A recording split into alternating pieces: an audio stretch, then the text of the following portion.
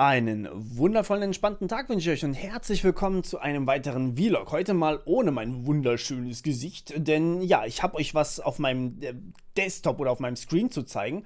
Und außerdem habe ich mich seit Tagen nicht rasiert, deswegen ist es vielleicht gar nicht so schlecht, wenn ich hier keine Kamera habe. Aber ja, es geht im Endeffekt darum, mir wurde die Frage von euch herangetragen, wieso sollte ich eigentlich abonnieren, teilen, liken, kommentieren, warum ist das irgendwie relevant? Und ich möchte heute mal die Frage klären, indem ich euch vorstelle, wie der YouTube-Algorithmus bewertet, welche Videos eigentlich gut sind und welche nicht so gut sind. Und vor allem möchte ich euch auch noch zeigen, was für Arten von gut oder nicht so gut es gibt. Ja?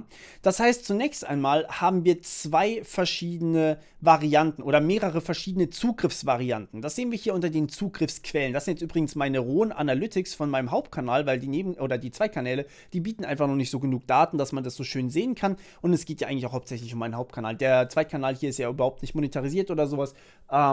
Und eigentlich auch nur für euch quasi da, damit ihr ein bisschen mehr von mir bekommt. Das mache ich ja quasi aus Fanservice sozusagen, wenn man möchte. Aber ja, die Zugriffsquellen sind enorm wichtig und bei mir ein bisschen, naja, sozusagen sehr exotisch, weil, ja, bei mir sehen wir hier die Playlists an allererster Stelle. Quasi ein Drittel meiner Aufrufe kommt aus Playlists. Und das ist für meinen Kanal einfach optimal, perfekt und super. Ja? Meine Videos sind ja auch wirklich Kurse. Und die sind auch wirklich als Playlist gedacht. Wenn jemand meine Videos nicht als Playlist guckt, dann sind das entweder Specials oder er hat meinen Kanal nicht verstanden, sozusagen. Oder er braucht halt genau nur ein Thema, was dann natürlich auch was anderes ist. Das heißt, das meiste an Traffic kommt über Playlists, das zweitmeiste über die YouTube-Suche und das drittmeiste über Funktionen zur Auswahl von Inhalten und Videovorschlägen. Und normalerweise sind die Funktionen zur Auswahl von Inhalten das allerhöchste. Bei jedem normalen YouTuber werdet ihr das hier mit über 50% finden in den Kanal Analytics. Bei mir ist das komplett anders, weil, wie gesagt, ich baue Kurse, ich baue keine einzelnen Videos.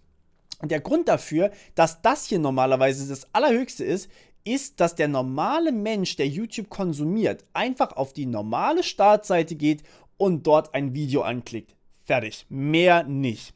Ich persönlich mache das nicht so. Ich gehe immer über die Abo-Box oder ich suche oder ich habe wirklich eine Playlist offen, also zum Beispiel Dead by Daylight, gucke ich momentan und da habe ich eine Playlist offen und die läuft dann halt einfach, wenn ich zum Beispiel Folien erstelle oder wenn ich gerade irgendwie ein bisschen chillen möchte oder sowas. Oder Mittagessen oder sonst irgendwas, ja. Und deswegen diese Empfehlungen hier, die sind relativ selten relevant für mich. Vor allem, weil ich das Video hier zum Beispiel schon gesehen habe. Das hier ist Musik, das höre ich dann sowieso, wenn ich unterwegs bin oder wenn ich YouTube Music auf habe. Und das hier ist in meiner Abo-Box und das hier ist auch 9 Jahre alt. Das könnt ihr nicht mehr richtig sehen. Das Video rechts ist 9 Jahre alt, das hier ist 2 Jahre alt. Das ist einfach kompletter Käse hier. Und das hier gucke ich auch über die Abo-Box. Also für mich die Empfehlung nicht wirklich relevant. Allerdings für einen normalen Menschen, der auf YouTube geht, sind scheinbar diese Empfehlungen hier super relevant. Und deswegen ist das auch die Hauptquelle an Zugriff quasi. Und ja, so wird dann auch tatsächlich bewertet. Das heißt, YouTube hat quasi zweimal etwas, wo es rankt. Einmal diese Funktion zur Auswahl von Inhalten. Das heißt, wird euer Video hier in diesen Top 8 Videos, der empfohlenen Videos hier gezeigt, dann ist das scheinbar für euch selbst ultra relevant, ja, aber ansonsten, wenn es da nicht gezeigt wird, heißt das nicht, dass euer Video nicht gut ist oder sowas. Aber, wie gesagt, die werden ja auch jedes Mal durchgewürfelt hier, diese Empfehlungen. Und da ist ein Hauptteil der Zugriffsrate gerade. Das zweite ist die YouTube-Suche. Da gibt es natürlich der am ersten Platz steht, der an zweiten Stelle steht. Und das kommt nicht unbedingt darauf an, ob ihr genau nach dem Namen sucht, sondern eher, wie beliebt dieser Inhalt ist. Sprich, meine Inhalte, weil sie bei der YouTube-Suche relativ beliebt sind natürlich generell relativ beliebt dann auch. Und das ist das, was wir auf der rechten Seite sehen. Impressionen und wie sie zu der Wiedergabe geführt haben. Und hier sehen wir, meine Videos werden insgesamt 9,3 Millionen Mal insgesamt angezeigt. Das ist sowohl über die YouTube-Suche als auch dieses vorgeschlagene Inhalte. Das ist quasi, wenn ihr ein Video anklickt, auf der rechten Seite seht ihr vorgeschlagene Videos. Da ist meins dann auch dabei. Und Funktion zur Auswahl von Inhalten, das ist quasi dieses Empfohlene. Und hier sind insgesamt meine Videos 9,3 Millionen Mal angezeigt worden.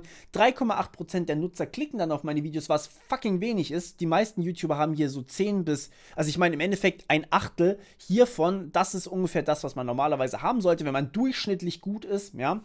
Ein Achtel ist ungefähr 12,5%. Ja, dann seid ihr durchschnittlich gut. Und das ist schon relativ solide. Wenn ihr 12% hier stehen habt, dann ist das wirklich, wirklich gut. 3,8% ist einfach nur katastrophal, was einfach daran liegt, dass jemand, der sich für Algorithmen 1 oder Algorithmen Video 1 interessiert hat, nicht unbedingt zwangsläufig Passwort-Cracking Nummer 25 gucken möchte. Das ist leider noch ein Problem bei YouTube. Das ist nicht unbedingt das, was man da, was da empfohlen wird. Und deswegen habe ich da so eine niedrige Klickrate. Die durchschnittliche Wiedergabedauer sind bei mir fast 4 Minuten, was echt solide ist. Das muss man einfach dazu sagen. Meine Videos sind im Schnitt so zwischen 5 und 10 Minuten lang, würde ich mal so behaupten. Und dementsprechend sind knappe 4 Minuten Wiedergabedauer wirklich ganz gut. Das ist ungefähr 50%, würde ich mal so im Schnitt behaupten. Und das ist schon sehr solide. Wobei es kann natürlich auch mehr sein. Und das ist genau das, was YouTube jetzt hier bewertet.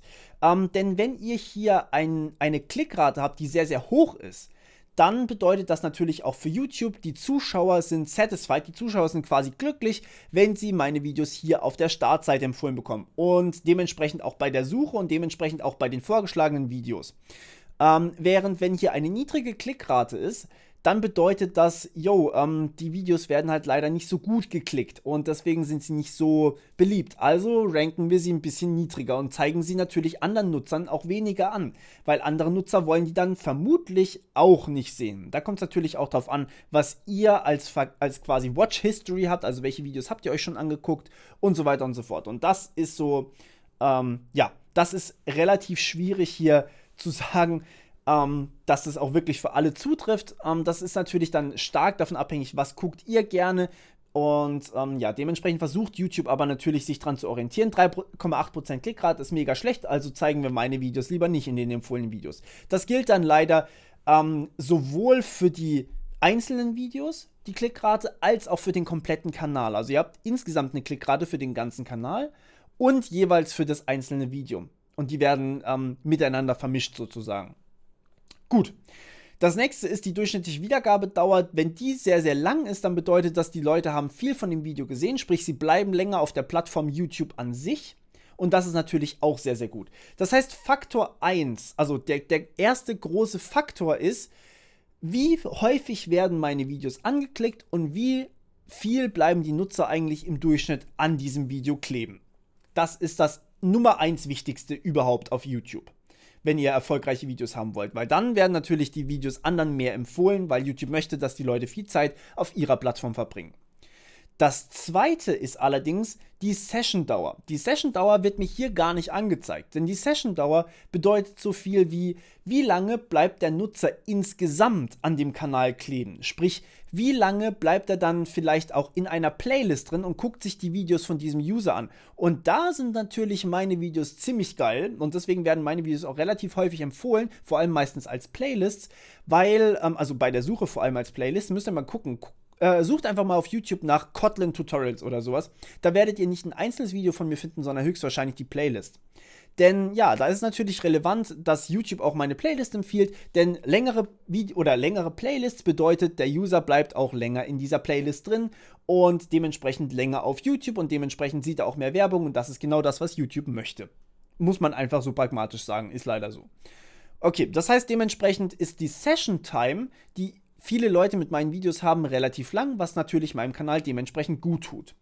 So, und ja, der letzte Punkt, der ist die Interaktion. Das heißt, wie arg interagieren Leute mit meinem Kanal. Und damit sind verschiedene Sachen gemeint. Damit ist erstmal gemeint liken. Das bedeutet für YouTube direkt, der User mag das Video. Und wenn jemand kommentiert, dann ist das nicht unbedingt ein mag ich oder mag ich nicht, aber es ist zumindest mal er ist motiviert, mehr als nur anzusehen zu tun. Das heißt, er ist auf jeden Fall durchaus von dem Video berührt worden, wie auch immer das jetzt ist, was generell etwas Gutes ist. Deswegen motiviert euch normalerweise jeder User oder jeder YouTuber dazu, wenn man natürlich abonniert, während ein Video läuft, ist das auch sehr, sehr gut. Wenn ihr jetzt aber deabonniert und dann wieder abonniert, dann ist das nicht gut. Also lasst das lieber bleiben. Liken, kommentieren ist immer super gut. Und ja, so bewertet im Endeffekt YouTube das Ganze. Das heißt, was ihr jetzt machen wollt oder müsst, wenn ihr einen speziellen YouTuber, stark unterstützen wollt, dann müsst ihr quasi jedes Mal, wenn ihr ein Video von diesem YouTuber auf eurer Empfohlen-Seite seht und ihr klickt auf ein Video bei dieser Empfohlen-Seite, also wenn ihr da nicht draufklickt, dann ist es nicht relevant für euch, aber wenn ihr ein Video von dem YouTuber seht hier und ihr wollt irgendein anderes Video anklicken, tut's nicht, klickt auf das Video von dem YouTuber, den ihr unterstützen wollt, guckt das Video am besten ganz bis zu Ende an, liked es, kommentiert es und dann geht zum nächsten Video von diesem User. Das modelliert im Endeffekt den Empfehlungsprozess von YouTube ganz gut nach. Und im Endeffekt zeigt das auch das, was YouTube haben möchte, nämlich möglichst engagierte User, die möglichst eine gute Bindung zu ihrem YouTuber aufbauen, die möglichst viele Videos angucken von diesem YouTuber. Und ja, dementsprechend ist das natürlich gar nicht so einfach zu schaffen, weil das ist natürlich auch Zeit, die der User dann auch auf der Plattform verbringt, was natürlich nicht unbedingt so sinnvoll ist. Okay, ich hoffe, das beantwortet eure Fragen. Sagt mir gerne Bescheid, ob es die Frage beantwortet hat und ob ihr damit was anfangen konntet. Und ja, ich hoffe, dass es für euch auch einigermaßen interessant war hier das Ganze. Und generell schreibt mir einfach, wie ihr es findet. Also für mich sind Kommentare vor allem deswegen wichtig, weil ich von euch Feedback bekomme. Nicht, weil sie für YouTube, für den Algorithmus wichtig sind. Okay? Weil ich natürlich auch von euch viele Infos bekomme, was ihr mögt und was ihr nicht mögt. Das geben die YouTube Analytics leider nicht so detailliert wieder. Okay, ja, das war's von meiner Seite. Wir hören uns wieder beim nächsten Mal. Bis dann. Ciao.